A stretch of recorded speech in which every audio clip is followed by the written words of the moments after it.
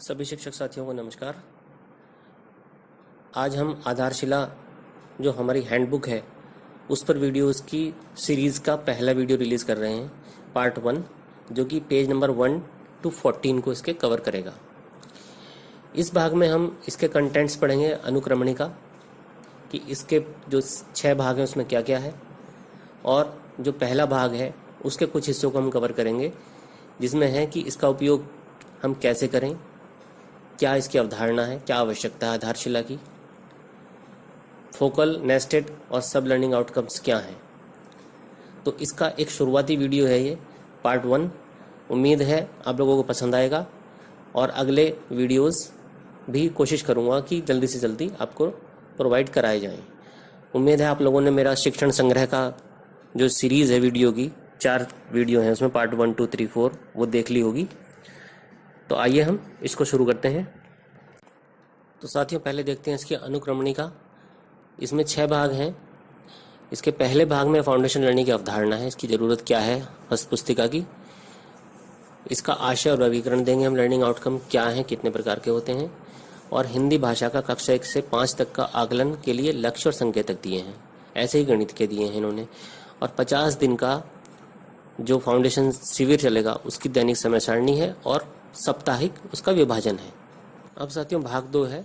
इसमें आरंभिक स्तर पर भाषा का विकास किस प्रकार करेंगे हम, उसके लर्निंग आउटकम्स क्या होंगे और लर्निंग आउटकम के बेस पर हम कैसे शिक्षण योजना बनाएंगे। तो हिंदी भाषा में जैसे कि बताया गया है कि सुनना, बोलना, पढ़ना, लिखना, ये बेस होता है, LSRW, ये समझेंगे हम। ऐसे ही भाग 3 में यही चीज़ें गणित के विषय में हैं कि गणित शिक्षण के जो लर्निंग आउटकम्स हैं वो क्या हैं, रटने से महत्वपूर्ण समझना क्यों है, गणित की अवधारणात्मक समझ कैसे हम विकसित करेंगे बच्चों में, और गणित की जो कक्षाएं हैं वो किस प्रकार संचालित होंगी।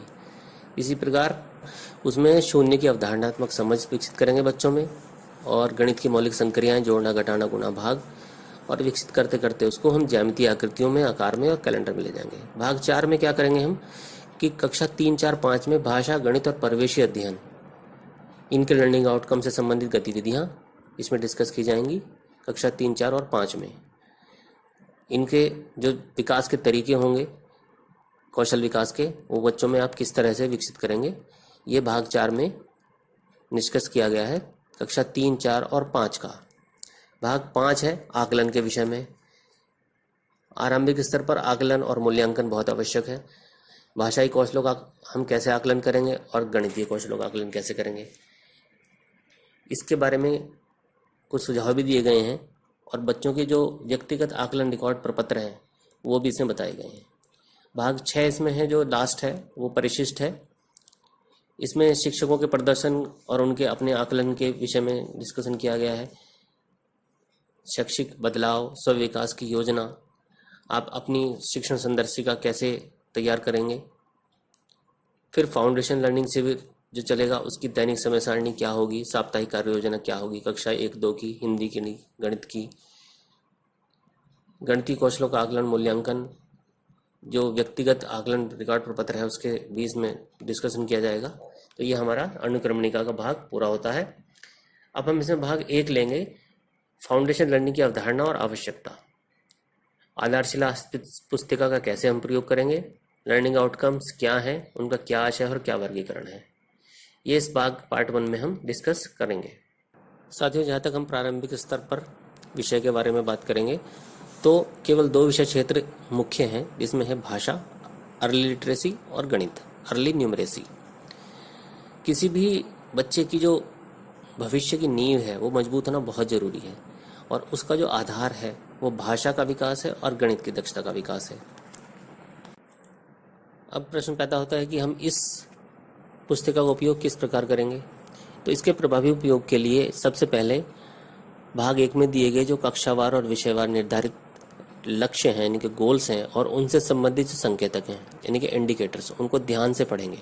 गोल्स एंड इंडिकेटर्स को बहुत ध्यान से पढ़ेंगे हम, और गोल्स को डिसाइड करते हुए शिक्षण योजना का निर्माण करेंगे।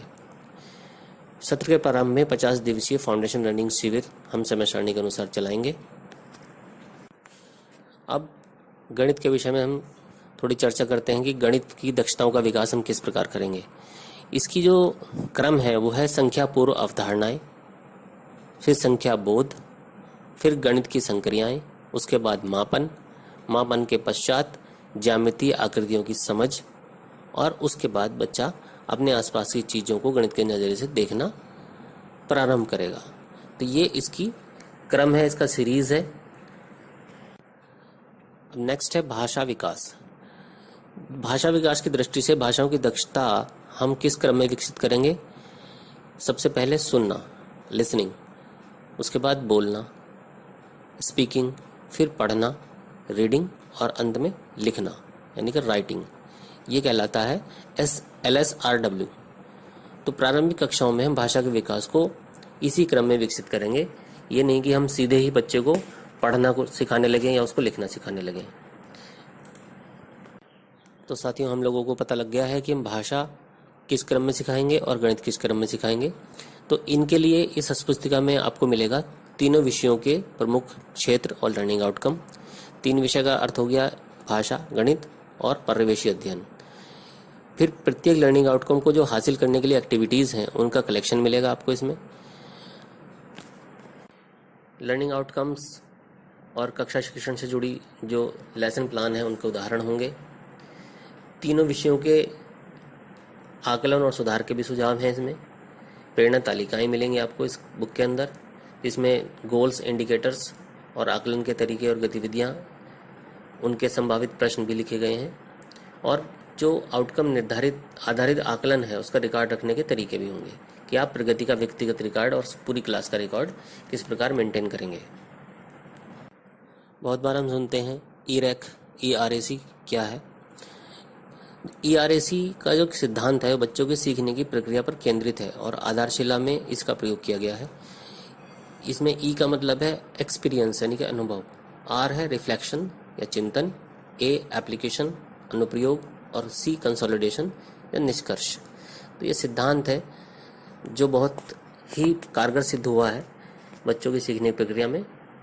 इसके अलावा ध्यानाकर्षण में जो TLC दिया गया यानी कि टीचिंग लर्निंग साइकिल दिया गया है, उसमें इंट्रोडक्शन, प्रैक्टिस और असेसमेंट का सिद्धांत प्रयोग किया गया है। अब हम समझेंगे कि 50 दिवसीय जो फाउंडेशन लर्निंग शिविर है उसका आयोजन हम कैसे करेंगे। आधारशिला का जो लर्निंग शिविर चलेगा 50 दिन का, वो जब भी सत्र शुरू होगा उसमें कक्षा 1 से 8 तक के सभी बच्चों का आप एक आरंभिक परीक्षण करेंगे, मतलब प्रश्नोत्तरी से उनका सब बच्चों का परीक्षण किया जाएगा। इसके आधार पर उन बच्चों को हम सेलेक्ट करेंगे जिनका स्तर कक्षा 1 और 2 का है, यानी कि जिन्हें उतना ज्ञान है या उतना भी नहीं है जितना कक्षा 1-2 में होना चाहिए। तो हम ऐसे बच्चों को अलग कर लेंगे और उनको हम 50 दिन के फाउंडेशन लर्निंग शिविर में शिक्षण कार्य उनका करेंगे, जैसा कि इस आधारशिला पुस्तक में बताया गया है। जैसे जैसे ये बच्चे कक्षा 1 और 2 के लर्निंग आउटकम को प्राप्त कर लेंगे तो उनको कक्षा 3, 4, 5 के स्तर के 50 दिवसीय ध्यानाकर्षण शिविर में स्थानांतरित कर देंगे हम। इसका अर्थ ये है कि मान लीजिए कक्षा 5 का बच्चा है लेकिन उसका ज्ञान जो है वो कक्षा 1 के बराबर भी नहीं है, तो उसको कक्षा 5 में पढ़ाने का कोई औचित्य नहीं है। ऐसे जितने भी बच्चे हमारे पास कक्षा 1 से 8 तक के होंगे उन सबको हम बेस उनका स्ट्रॉन्ग करने के लिए हम इस फाउंडेशन शिविर में उनको शिक्षण करेंगे। आइए समझते हैं कि लर्निंग आउटकम्स क्या होते हैं।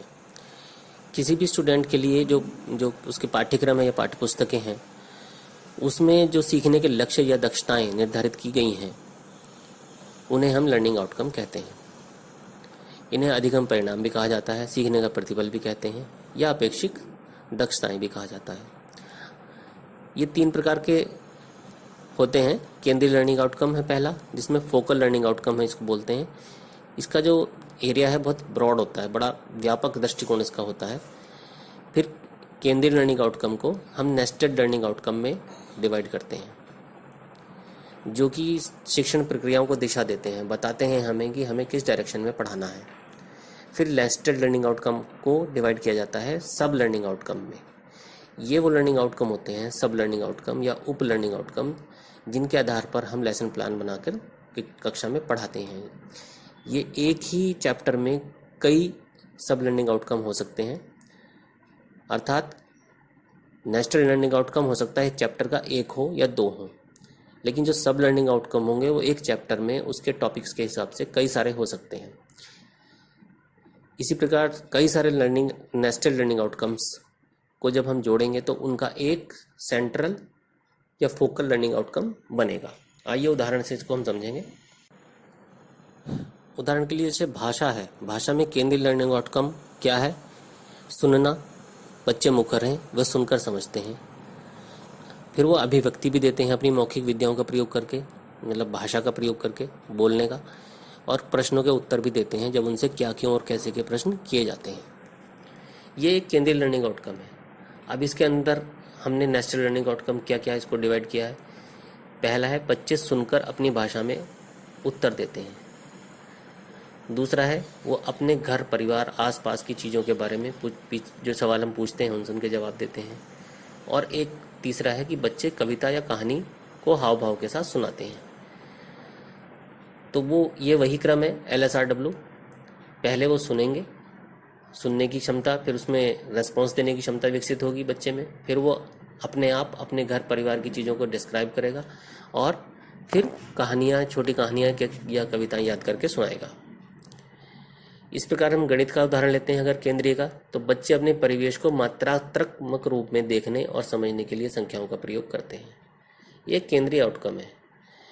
इसके अंतर्गत जो नेस्टेड लर्निंग आउटकम है वो क्या बनेगा कि बच्चे अपने आसपास जो चीज़ें हैं, जैसे पेड़ पौधे हैं, उनमें अंतर और समानता समझते हैं। जैसे कौन सी चीज़ छोटी है, कौन सी बड़ी है, कौन सी चीज़ हल्की है, कौन सी भारी है, कौन सी दूर है, कौन सी पास है, ये सब। फिर उसके बाद है वो पैटर्न बनाना सीखते हैं बच्चे में। मान लीजिए 4 चीज़ें हैं तो उनको वो आकार के हिसाब से या वजन के हिसाब से उसका पैटर्न बना देंगे। उसके बाद बच्चे अपने जो आसपास की वस्तुएं हैं उनको संख्यात्मक रूप में पहचान कर लेंगे। जैसे कितने लोग हैं, कितनी चीज़ें हैं। जिससे आप बच्चे से पूछते हैं कि आप कितने भाई बहन हो, तो वो अपने आसपास की वस्तुओं को संख्यात्मक रूप में पहचान कर लेगा। अब इन नेस्टेड लर्निंग आउटकम्स को हम शिक्षण की आसानी की दृष्टि से सब लर्निंग आउटकम में डिवाइड करेंगे। दैनिक जीवन में 1 से 9 तक की संख्याओं को ठोस वस्तुओं या चित्रों के माध्यम से जोड़ और घटा लेते हैं। ठोस वस्तुओं का बहुत उपयोग किया जाना चाहिए इसमें।